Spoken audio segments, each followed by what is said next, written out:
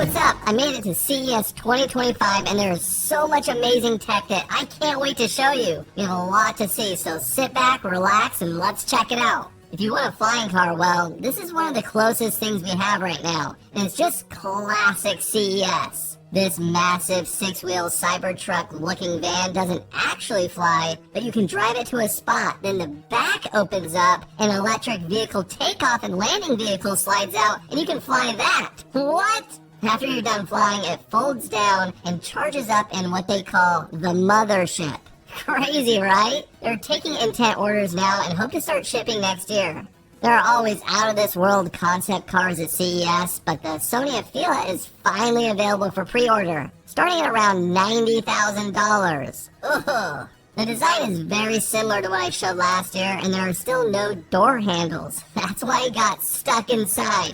It was embarrassing. The big trend this year at CES is ultra-wideband on smart locks. You can walk up to your door, and when your phone is around 3 feet away, your lock will automatically unlock. And we tried a demo, and it worked really well. The lock with this feature that caught my eye the most is from Lockly. They have a screen on the inside of the door lock, and you can see who's outside. My kids really need this, so they're not always opening the door to see who it is. The lock can open from scanning your face, and it has all the bells and whistles. But the thing I love the most is the thumb turn on the outside. It saves battery life and forces the lock closed if it's jamming on the frame. So smart.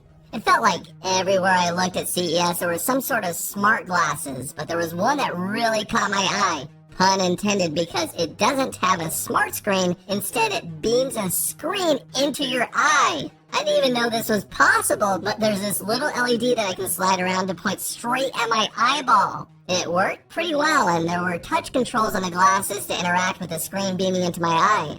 The only problem is you have to look up to see the screen, and I don't mind looking up, but explaining to my wife that I'm looking at a screen and not rolling my eyes at her, that could lead to some fights. LG always goes hard at CES, and their transparent OLED TV display is on a whole new level. Look at it, it's beautiful! But I'm still not convinced I need one, or that TV that can be carried around. Seriously, why? Who carries around a TV? Their concept AI running a home was very intense and maybe a little scary. That's coming from me, so that should tell you something. But their concept microwave was pretty sweet. Basically replacing the microwave glass door with a 27-inch tablet. It has intelligent cooking sensors, but what sold me was all the quick start buttons, since we all know that those are the best. Of course, there are 3 cameras for the food content creators, but there's also a speaker and it can play videos on apps like YouTube. I would totally watch videos in the kitchen on my microwave. It makes way more sense in the fridge to have a screen. But I don't know, would you use something like this?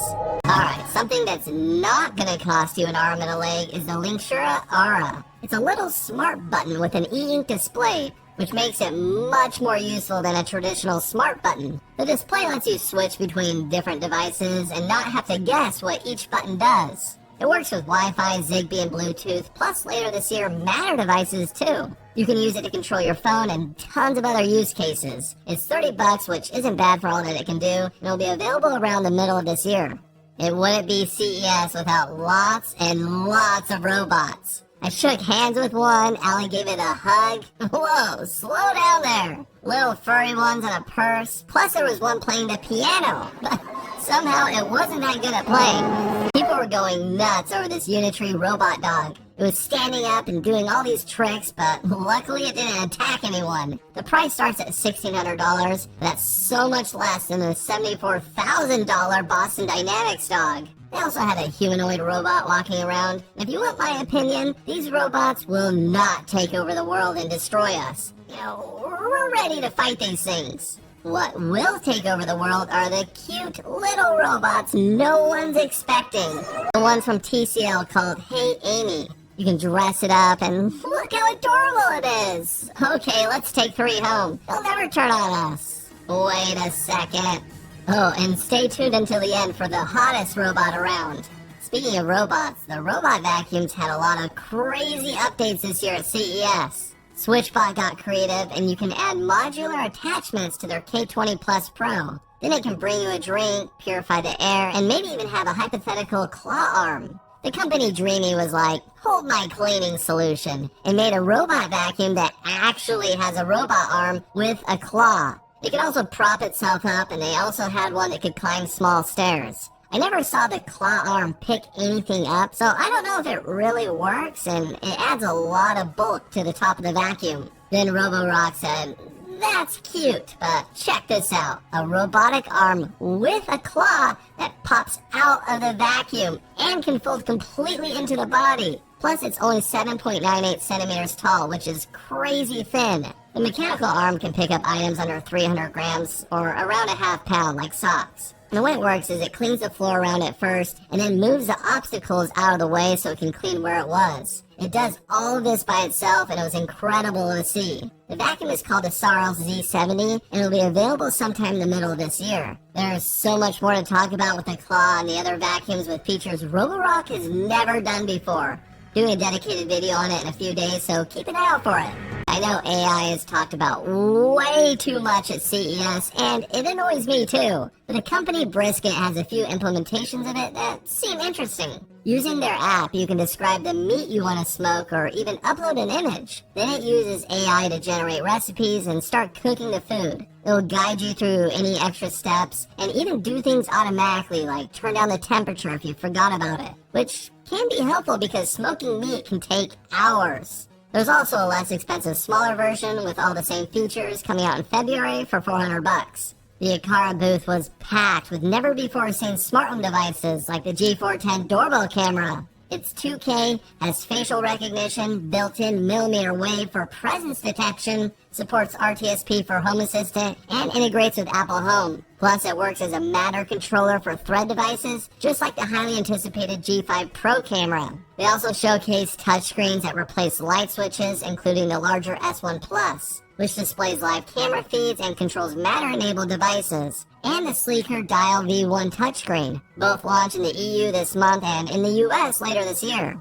The device that I had the most questions about was the FP300, a battery-powered millimeter wave sensor, which hasn't existed until now. It combines PIR and millimeter wave, activating millimeter wave only when the PIR detects motion, then turning it off to save battery when the room is empty. Pretty smart. Okay, this next display is super trippy and blew my mind. It's an ultra reality display like VR without the headset. But what they're announcing at CES is the UR Extended, and it's crazy. This display has multiple layers of depth, so your eyes can focus on things close to you or further away, and it's difficult to capture how cool it looks on camera because it just looks like the display is changing focus, but it's not. That's just my camera focusing on the different layers. It's nuts to view this in person. And it's pricey at $12,000, so I don't think we'll be seeing this in everyone's house soon, but it's a cool concept. Next up is XGenie. Today's sponsor was something that really surprised me at CES. Check this out. This is the XGenie Ascend, an all-in-one home theater that saves space and style. It features an ultra short throw screen that rises from the Harman Kardon soundbar. Yes, that sleek furniture-looking piece is actually a soundbar with 8 speakers. Even though the soundbar is low to the ground, the speakers are positioned to point at ear level when sitting. It supports Dolby Atmos, and the sound is incredible.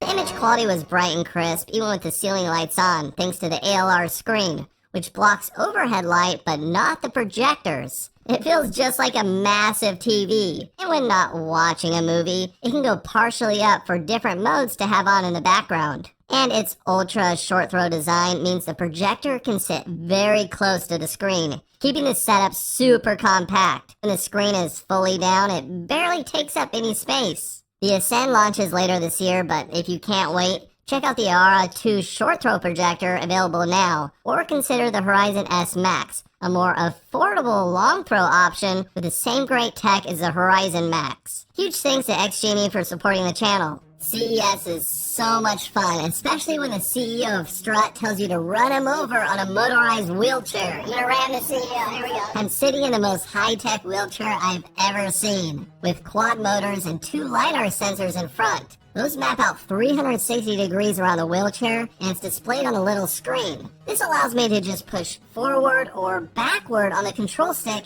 and the wheelchair automatically avoids running into any walls. So cool! So when the CEO told me to run him over, well, I couldn't because the sensors stopped me. And I tried running over others on the show floor, but the wheelchair just avoided everyone. And I promise, I'm not this dangerous while driving. Just when I think all the RGB lamps have been invented, Gobi surprises me again with their booth. They have these massive skyline kits that mount from the floor to the ceiling or from one wall to the other. There's also the Table Lamp Pro 2. It can do multiple colors at once and has a clear section to show off the JBL speaker inside. Kind of reminds me of the old Apple Pro clear speakers but with RGB. Plus, Gobi showed off a new pixel light. Looks kind of like a game controller, but it uses AI to display pixel art. It comes in 2 sizes, and I think my kids would love something like this. Gobi is trying to make more practical lights too, and not only RGB lights for gamers. Like the ceiling light, it's extremely bright, and the warm and cool lights look great.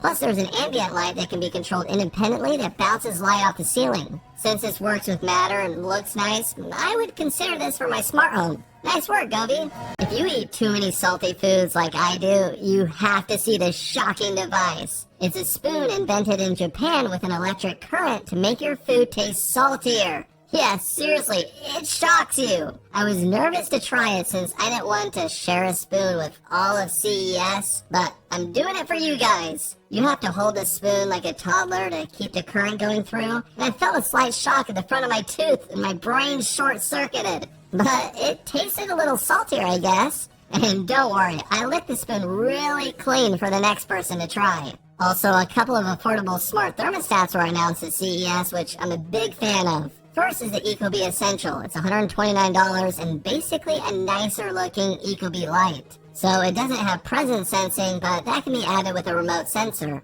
It doesn't work with Matter, unlike the next thermostat, the X2S from Honeywell Residio. This one is not flashy at all, but it does work with Matter and it's only $80, so if Matter and affordability are your main requirements, then Honeywell has you covered. Alright, how do you know if someone cold plunges? It's easy. They'll tell you about it non-stop. At least that's what the founder of Chill Shark told us at the booth, and he for sure cold plunges. If you want to join the phenomenon but don't want another tub, well, this is your solution. It turns any bathtub into a cold plunge and takes just 2 hours to go from 70 to 45 degrees. Right now the pre-sale price is $2,400, and this seems like a cool, or I should say freezing, portable solution for using what you already have in your home. This next device is one of the easiest installs ever, especially for water monitoring. Droplet attaches to the outside of your main water line, then it measures water flowing through at a rate of 50 times per second. Basically, you can teach it what different activities are so it can track how much water you're using. Then if something seems out of the ordinary, it alerts you of a leak. They did a demo of a leaking sink and it worked really well, which is always impressive to see a demo actually work at CES. It's $229 and available now. Probably the strangest booth at CES was Samsung's. I wandered around looking for the new devices they announced at CES. The Frame Pro TV, the stretchy screen, the big foldable, and I found nothing. They just talked a lot about smart things, which you would think would be a good thing since they're taking smart homes more seriously. Nope. All the features were just things announced last year, so the biggest part of their booth didn't get one upgrade since last year. But wait, they show you how you can use smart things on your yacht? I wish I was making this up, but I promise this is real. How many yacht owners are walking through this booth looking for a smart home system for it? I told you. Strangest booth at CES. Anchor Solix line has 2 new devices that are perfect for camping. First, their Everfrost 2 cooler is an electric cooler available in March. It comes with a detachable battery for up to 52 hours of refrigeration. You can also add a second battery and plug in your devices to charge when it's not cooling. Once it's time to recharge the cooler, well, that's when you whip out your solar umbrella. This was just announced and it supports 100 watts of output, and it will be available this summer. It's nice that you can escape the real world by bringing all this tech out into nature with you, so you can doom scroll and not run out of battery. Save one of my favorites for last. Batteries and smart home sensors can be a major pain, but that could be a thing of the past. WePower is using kinetic energy to power smart home sensors. They showed how a button press can send a Zigbee signal to turn on a light, or know if a door is open or closed. But what I really liked is the water leak sensor. Instead of using a battery that will die over time or not even alert you about a leak after the battery dies, Well, this uses paper. Check it out. Wrap this small piece of paper around the sensor using a magnet to set the sensor, and it could sit there for like 10 years and be totally fine. Then when water hits it, the paper naturally breaks and the sensor sends a Zigbee signal that the leak is detected. I love how they're thinking outside the battery and solving real issues. I had a blast at CES this year, and the tech keeps getting crazier. Whoa, what's all these guys gathering around this booth for? It's just a robotic lady that looks lifelike. I don't see why... Oh, wait. Oh, yeah. Never mind. Yeah, that's not creepy at all. Nope. Just completely normal.